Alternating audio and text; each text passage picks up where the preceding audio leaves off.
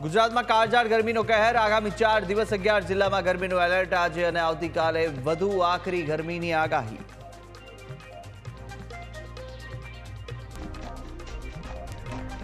ગોધરાના અંકલેશ્વરમાં અંગત અદાવતમાં બે જૂથ વચ્ચે કજિયો બોઈ જ્ઞાતિના બે જૂથ વચ્ચે લોખંડની પાઇપ અને ઈંટોથી હુમલો 3 મહિલા સહિત 11 ને ઈજા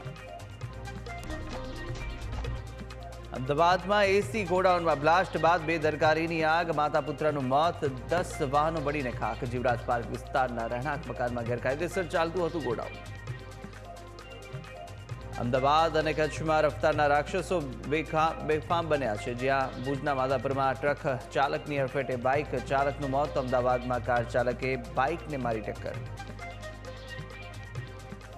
બાબરમાં બનાસ ડેરીના ટેન્કરમાંથી દૂધ ચોરીના રેકેટનો પર્દાફાશ મહાલક્ષ્મી પ્રાઇવેટ ડેરીમાં 16 લીટર દૂધ પહોંચાડતા 3 ટેન્કર અને 2 પિકઅપ ઝડપાયા